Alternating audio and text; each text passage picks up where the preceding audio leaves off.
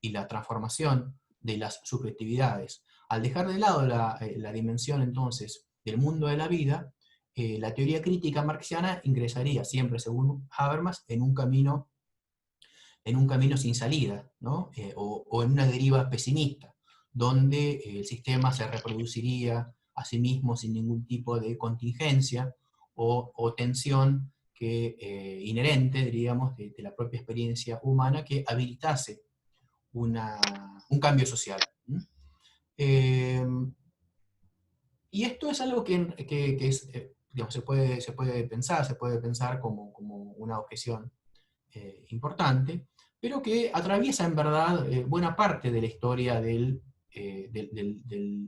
marxismo y que es constitutiva de la formación de la teoría crítica, ¿no? De esa modalidad, de esa interpretación de Marx que señalaba en términos de una teoría crítica, cuyo nacimiento se encuentra en la obra del filósofo húngaro György Lukács, quien en Historia y Conciencia de Clase, en uno de sus capítulos, que lleva el título de La cosificación o la reificación y la conciencia del proletariado, eh, pone en cuestión una confianza bastante ingenua que poseía el marxismo, sobre todo de la época de la Segunda Internacional, que suponía que la propia experiencia de la explotación social iba a conducir a la clase trabajadora al desarrollo de una conciencia política socialista que le iba a llevar a organizarse y a transformar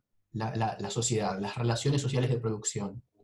Pero lo que muestra Lukács en este texto que es de 1920 es que que la conciencia humana, individual y colectiva, no es ajena al proceso de cosificación a que conduce la experiencia histórica y social en la sociedad capitalista, ¿no? Y entonces la respuesta que encontraba Lukács a esa cosificación de la conciencia obrera, que pasaba a ser también una forma mercantil ella misma, y entonces antes que una deriva necesaria de cuestionamiento de la realidad se integraba como mercancía en la misma lógica, era una salida leninista, esto es que una organización política iba a situar, ¿no?, el proyecto socialista desde una forma organizacional,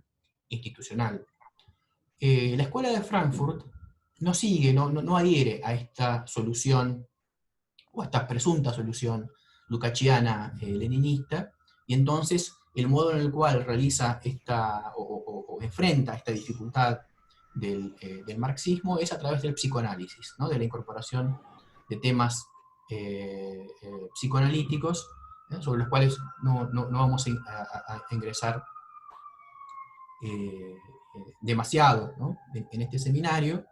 Recién en la tercera semana yo les voy a proponer una conexión entre marxismo y psicoanálisis que puede quizás contribuir a esta problematización de la historia en términos de la teoría crítica.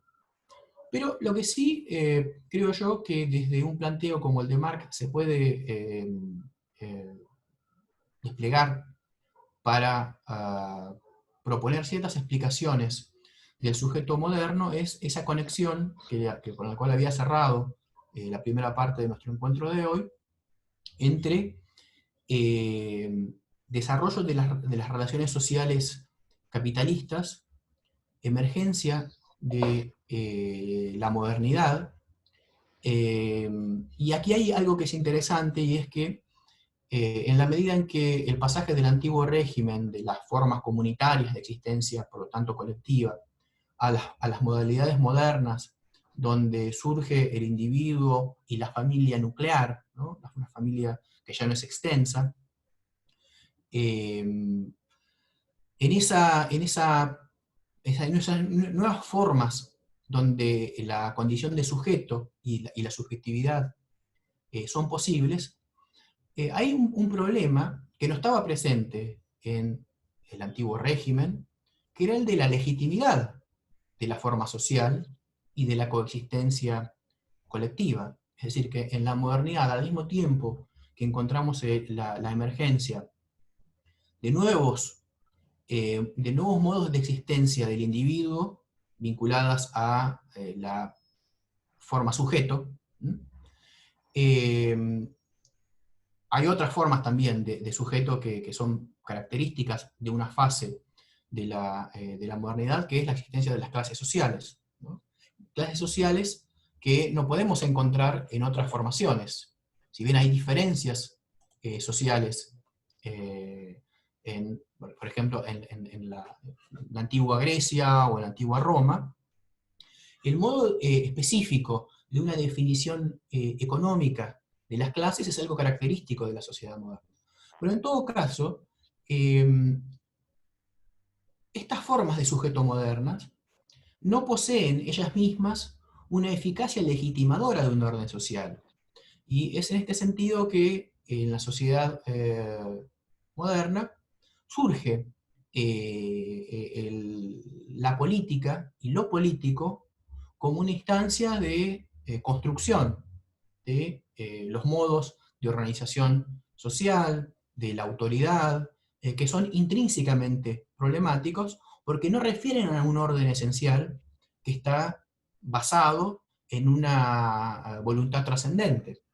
El filósofo francés que ha desarrollado esto es de manera, creo yo, interesante para este problema, es Claude Lefort, ¿no? En un libro que se publica en 1988, La invención democrática, Lefort explica que del sujeto soberano del antiguo régimen, que tenía finalmente, a través del rey, ¿no? Y del linaje real, una fundamentación en última instancia divina, se transita en la modernidad a un sujeto, que es el sujeto pueblo, que es un sujeto sin fundamento. Un sujeto que requiere de una confirmación de su existencia. Carece de un centro, ¿no? El pueblo, el fundamento de la autoridad y de la legitimidad democrática, no está en ninguna parte, ¿no? Se manifiesta en los momentos por ejemplo, electorales, o desde una mirada plebiscitaria en las manifestaciones colectivas, ¿no? En la movilización popular, pero inmediatamente ese sujeto se diluye, ¿no? Entonces el sujeto pueblo está y no está, no tiene un fundamento trascendente. Es un sujeto vacío que por lo tanto requiere confirmaciones periódicas. Lo mismo que ocurre con la nación, ¿no? Que la nación está y no está. Por eso se habló de que la existencia y la confirmación de la nación requería de un plebiscito, ¿no? De un plebiscito diario, un plebiscito cotidiano. Del mismo modo, el sujeto pueblo requiere, ¿no? Para tener una eficacia y una existencia política, de ciertas instancias que son artificiales de su manifestación. En contraste con la autoridad del antiguo régimen, que tenía una corporalidad, ¿no? Y su presencia era el rey, ¿no? Porque en el cuerpo del rey no estaba solo, digamos, la vigencia de una autoridad, Luis XIV, por ejemplo, sino también la trascendencia divina, que se manifestaba en esa misma corporalidad. Ahora bien, tengo una, sí, sí, perdón que lo interrumpa, tengo una duda. ¿Por adelante. qué? O sea, yo entiendo esto que el sujeto como que está y no está. Entiendo esta discusión. Lo que yo no entiendo es por qué decir que está vacío. Yo más bien creería que es lo contrario. Eh, Está en tantos espacios, está en tantas formas de expresarse, que más bien, si se quiere, a lo largo de la historia, el sujeto de la modernidad es el sujeto que está más completo, pero no llega a estar completo. No sé si me explico. Yo no estaría tan de acuerdo, o creo que no estaría tan de acuerdo con que se le diga vacío, pero bueno, se puede aclarar eso. Gracias. Sí, esa vaciedad en el sentido de que no hay un fundamento, ¿no? O no hay, no está ese cuerpo, que es un cuerpo soberano y que está fundado en una teología política, ¿m? Eh, y que puede ser cargado de distintas maneras. Por ejemplo, y esto es una característica también de los conceptos específicos de la modernidad, ¿no? El término pueblo es un término que está, es un concepto que está sometido inherentemente a debates. ¿Por qué? Porque hay pueblos, distintas modalidades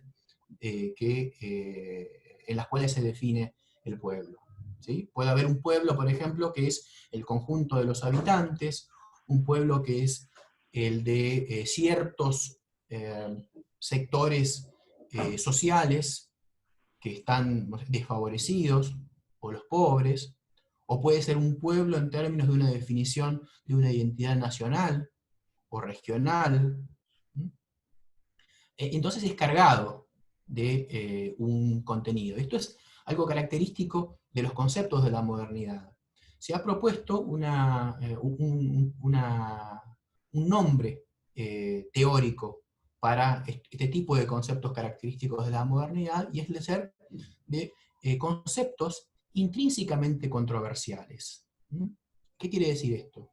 Que nociones como individuo, democracia, pueblo, son construcciones que emergen a partir de debates donde se plasman distintas posiciones. Por ejemplo, la definición misma de la democracia, que hoy pareciera un concepto universalmente aceptado, en el cual se fundamenta la posibilidad de un orden social, es un concepto que en el siglo XIX aparecía como una noción peligrosa. ¿Por qué? Porque la democracia involucraba el conflicto, inherentemente el conflicto social, ¿no? Y el cuestionamiento de ciertas jerarquías que se consideraban eh, incuestionables, donde la posibilidad del acceso al voto, por ejemplo, era censitaria, es decir, se debía poseer una cierta cantidad de recursos o tributar, ¿no? Pagar impuestos. Esto era una precondición para acceder a la condición ciudadana, ¿no? Y a la capacidad electoral. En cambio, la democracia, en la medida en que planteaba una incorporación de digamos, la totalidad de quienes podían participar de una existencia política, suponía dejar de lado unas diferencias que eran vistas como peligrosas. Lo mismo que acontece con el pueblo, ¿no? Hoy lo vemos concretamente respecto de la denominación de los barrios populares, ¿no? A propósito de la infección o de la pandemia, ¿no? La denominación barrio popular eh, obedece a un recorte en términos de ingreso, pero también de ingreso económico o socioeconómico, pero también de reconocimiento, ¿no? De reconocimiento social, de lugar en el esquema de la definición de lo político, porque la idea de barrio popular supone que hay barrios que no son populares y que son más o menos privilegiados o comparativamente privilegiados, y esto muestra que, por ejemplo, el concepto de popular o de pueblo necesariamente deben ser cargados con un cierto sentido político y social, ¿no? Y que revele carácter controversial, entonces, digamos, de los conceptos modernos. Bueno, no sé si esta respuesta te parece que va en lo que vos planteabas. Eh, Tal vez, o sea, sí entiendo como, ¿cómo decirlo? Como la parte de la discusión sobre la amplitud de los conceptos, como que ahí ve conceptos que se les carga todo, se les carga tanto que terminan significando nada, pero creo que la parte del sujeto moderno tal vez no estaría de acuerdo con que sea un sujeto vacío. Lo que me suena es eso, lo del sujeto vacío. Sí, yo me refería específicamente al concepto de pueblos, ¿no? Según Lefort, ¿no? Tenía como perspectiva justamente señalar el carácter problemático, ¿no? Que supone este fundamento vacío de la política moderna, ¿no? Que es lo que torna el carácter controversial del mismo y que puede ser visto de distintas maneras. Por ejemplo, desde ciertas teorías políticas como las de Ernesto Laclau, ¿no? Recientemente, esto no es un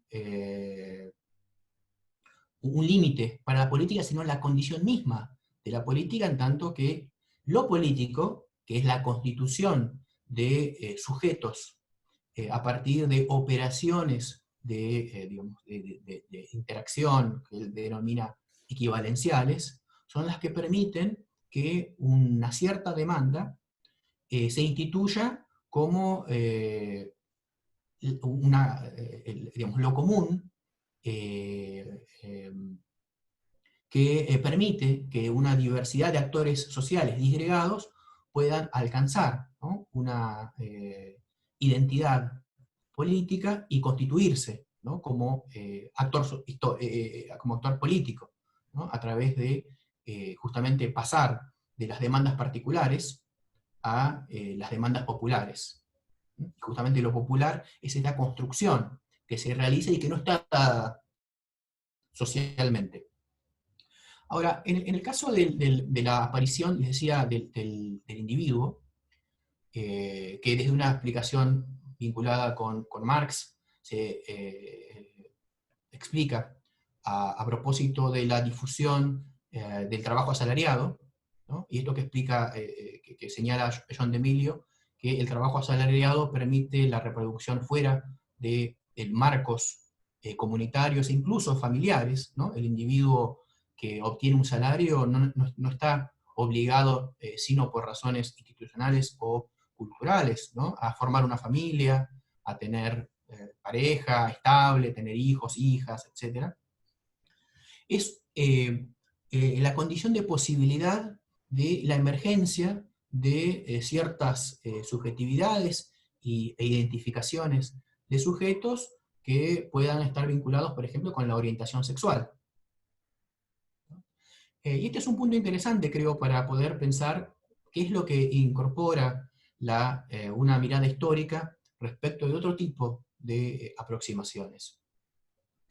Quisiera diferenciar para poder mostrar, ¿no? esta peculiaridad, el modo en el cual en Michel Foucault, en la historia de la sexualidad, en el volumen 1, La voluntad de saber, aparece la emergencia de la figura del homosexual. Digamos, para Foucault, a pesar de que en general se maneja esa distinción, ¿no? Entre un periodo arqueológico, ¿no? De Foucault de los años, fines de los años 50, de los años 60, preocupado por la arqueología del saber, y un segundo momento ligado a la genealogía del poder, que es el Foucault de los años 70, y luego el periodo ético, ¿no? De fines de los años 70 y hasta la muerte de Foucault en 1984, en La voluntad de saber, que es de 1976, la aparición del sujeto homosexual es explicada por Foucault en términos de la emergencia de una forma de discurso, que es el discurso de la sexología. En 1869 se publica un artículo un libro, en una revista alemana de neurología, donde aparecería la primera formulación del homosexual como sujeto, ¿no? Donde digamos, el vínculo erótico entre dos personas del mismo sexo, que previamente, por supuesto, se digamos, se puede documentar, pero que era entendida como un acto separado de la definición de un sujeto, podría ser llamado, por ejemplo, un acto sodomítico, pero que esto no involucraba la emergencia del sujeto, y justamente lo que realizaría esta operación discursiva de la constitución sexológica, no sé, a través de la sexología del homosexual, es esta transformación, que es un salto cualitativo del acto al sujeto, ¿no? Entonces el homosexual ya no es una persona que tiene relaciones sexuales con un individuo del mismo sexo, sino es, digamos, hay una esencia homosexual de la cual participa. Esa persona entonces no solo tiene vínculos eróticos, sino piensa, siente, experimenta, ¿no? Se viste como un homosexual, ¿no? Ese es el proceso de esencialización que es, digamos, característico digamos, de un momento reactivo con la construcción de la subjetividad moderna, que es la búsqueda de las esencias, ¿no? Esto lo vemos, por ejemplo, en el racismo, ¿no? El racismo, que es también una construcción moderna, lo que hace el racismo es esa misma operación, ¿no? De definir por un rasgo a un sujeto. Entonces, por ejemplo, no sé, una persona negra no solo tiene una piel de un determinado color, sino un pensamiento, una sexualidad, un olor, ¿no? Una disposición subjetiva y objetiva que están esencializadas en términos de una raza. Ahora bien, ¿cuál es la peculiaridad respecto de esta construcción discursiva, que es muy interesante, ¿no? En términos históricos? De hecho, Foucault propone este análisis en la historia de sexualidad así, ¿no? Históricamente. Ya, digamos, lo esencial es que, a diferencia de un enfoque psicológico o filosófico, la pregunta de la historia, de la genealogía y de la arqueología en Foucault no es, digamos, qué es el homosexual o qué es la verdad, ¿no? Sino los modos de existencia del homosexual, o la verdad como formaciones que obedecen a estructuraciones o a reglas discursivas o a operaciones de emergencia que no son previas, ¿no?, al surgimiento de estos objetos. La diferencia, y por esto me interesaba el planteo de John de Emilio, es que hay condiciones que no son puramente discursivas, aunque la discursividad ingresa y vamos a ver por cómo, en este orden de construcción de los sujetos, que crean condiciones de posibilidad para una multiplicidad, ¿no?, de la emergencia de sujetos. En este sentido, el individuo moderno tiene como precondición la extensión del trabajo asalariado, el proceso que Marx denomina en El Capital de la acumulación originaria, que es justamente la destrucción de las condiciones de posibilidad de una reproducción de grupos sociales al margen del mercado y el trabajo asalariado.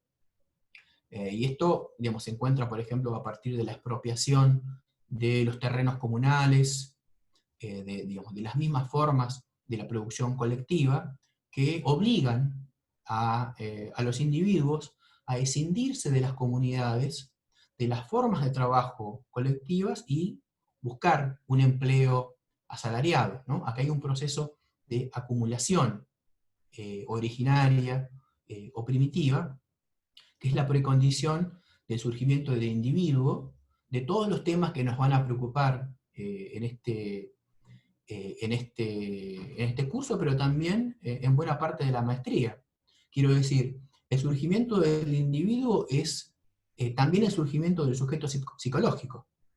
Si hay problemas o incertidumbres yoicas, esto es porque no hay una contención colectiva, no hay una contención comunitaria que reasegure al individuo. El problema de la angustia, por ejemplo, ¿no?, ontologizado por no sé, la filosofía heideggeriana. La angustia surge en condiciones históricas muy particulares. La pregunta respecto de la soledad, la pregunta existencialista de la incomunicación. La incomunicación emerge en la medida en que el individuo está separado de esa pertenencia a un orden de la comunidad que le provee de los reaseguros para su propia subsistencia. Y en este sentido, entonces esta conexión entre individuo y la posibilidad de modos de subjetividad múltiples involucra históricamente un tipo de análisis que no puede ser solo discursivo, y que, por otro lado, es interesante como John de Emilio muestra que la idea de las colectividades o comunidades gays. Entonces hay un pasaje de la condición, digamos, homosexual a la gay, porque la idea del individuo gay o de las comunidades lésbicas, por ejemplo, supone un conjunto de prácticas de reunión, ¿no? De cierta cotidianeidad, de la aparición de espacios de sociabilidad, de escritura, de reconocimiento, de organización política, pero también esto suele ser incentivado por la reacción contraria, es decir, la expansión de la homofobia en la época del macartismo en Estados Unidos, hacia 1950, ¿no? En el marco de la Guerra Fría, los homosexuales fueron representados como una forma, ¿no? del avance del comunismo sobre, digamos, la democracia y la libertad norteamericanas.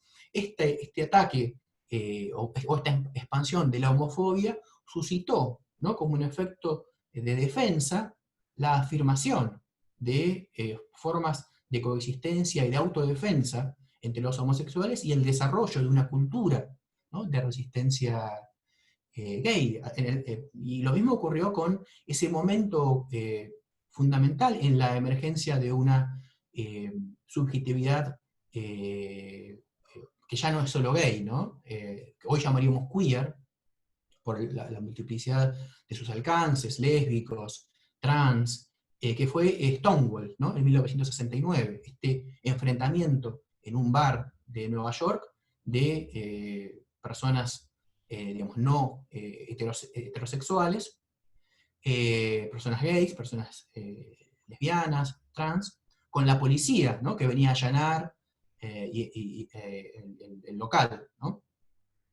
Y es este ataque a esta sociabilidad queer la que condujo a un enfrentamiento, y a partir de entonces Stonewall no es solo un acontecimiento histórico, digamos, policial, sino es una bandera, ¿no? Y es un lugar de identificación del autorreconocimiento y del orgullo, ¿no? Del orgullo gay o lésbico, trans, queer, ¿no? Porque se resistió al ataque de la autoridad, a esta agresión policial. ¿no? ¿Sí? Hay una singularidad que no puede ser digamos, explicada a partir de las condiciones objetivas de la emergencia de una nueva subjetividad, ni tampoco de las explicaciones solo discursivas. ¿no? En este sentido quería traer, además del análisis de Emilio, un trabajo del historiador norteamericano George Chauncey se escribe, que es en un libro que se llama Nueva York Gay, que estudia el surgimiento de las comunidades gays en esa ciudad entre 1870 y 1940. Y lo que muestra, o lo que intenta explicar Chauncey, es que la aparición de las prácticas de encuentros entre varones que tenían vínculos eróticos ¿no? Con personas del mismo sexo, la formación de los bares, por ejemplo, ¿no? la aparición de ciertas publicaciones activistas, siguieron un camino bastante diferente desde la sexología y de los discursos sexológicos y patologizantes que son aquellos que utiliza sobre todo Foucault para explicar en la historia de la sexualidad el surgimiento de la figura del homosexual, ¿no? Y la idea central de allí, en el enfoque de Chomsky, que de hecho hace una referencia a la historia de la sexualidad, es que análisis vinculados solo con la producción de figuras discursivas suelen privar a los individuos y a los grupos de su autoactividad o su agencia, ¿no? De su acción en la construcción de sus propias historias. En la historia, entonces, de la sexualidad de Foucault, y esto es puesto en cuestión luego, ¿no? En el periodo ético, donde Foucault reconoce este impasse, ¿no? Y busca en las prácticas de sí la posibilidad de una contingencia, ¿no? O el surgimiento de nuevas subjetividades, pero en contraste entonces con esta historia donde los homosexuales aparecen como meros objetos, ¿no? De prácticas discursivas que lo constituyen como tales, en la reconstrucción histórica de Chomsky, los varones que habitan en Nueva York, particularmente vinculados a las comunidades migrantes, ¿no? Este periodo de un enorme flujo, ¿no? de inmigración, el periodo como aconteció en Argentina también, ¿no? de gran inmigración, sobre todo de inmigración masculina, ¿no? Los primeros momentos de los momentos migratorios en general fueron de varones, ¿no? Que llegaban a América a reunir cierto dinero, conseguir un trabajo, y luego venía la familia. Esto creaba una sociabilidad masculina, ¿no? Y se desarrollaban en esos contextos modos de interacción y de construcción, que en algunos casos devinieron formas subjetivas e identitarias, donde los homosexuales no fueron entonces estos meros objetos, sino actores de sus propias historias. Y este es un último punto que quería señalar, a propósito de una distinción que el pensamiento histórico subraya respecto de otros ingresos filosóficos, por ejemplo, o más teóricos, y es siempre pensar respecto de un concepto o una teoría el plano de las ideas o de la formulación conceptual, el plano de las instancias institucionales o normativas, el de los modos en que las prácticas son orientadas teleológicamente, es decir, a cumplir una meta, los actores que intervienen en ese contexto de múltiples aspectos o dimensiones, y la diferencia que se encuentra entre lo que los actores teleológicamente, es decir, intencionalmente buscan realizar, y los resultados de sus acciones. Todo este conjunto de aspectos muestran para el análisis histórico una complejidad que no se requiere para el análisis filosófico, ¿no? Entonces, por ejemplo, si nosotros retomamos un tipo de construcción de sujeto en términos teóricos, la pregunta historiográfica que hacemos es, bueno, supongamos que hay un sujeto posmoderno. Esto es un ejemplo. Un sujeto posmoderno que no está vinculado con sus tradiciones identitarias, que es fluido. Bueno, la pregunta es dónde, cuándo, en qué grupo social, en medio de qué prácticas, y otras cuestiones que nos pueden ser reducidos a una mera, digamos, noción, que carece de estas dificultades que en la aproximación histórica. Perdón, sí. Se está por cortar. ¿Volvemos Sí. al mismo link? No, yo diría que nos encontremos mañana 10:30, ¿sí? Mañana nos encontramos 10:30 y retomamos algunas cuestiones a propósito de un concepto también moderno que es el de género. Es un concepto incluso más reciente que el de historia, y vamos a seguir reflexionando. Entonces, nos vemos mañana, ¿sí? Gracias. Bueno, gracias, Mañana 10:30. Chao. Gracias. Chao. Para hacerte alguna consulta, ¿por qué medio? ¿Por el foro o puede ser por el mail?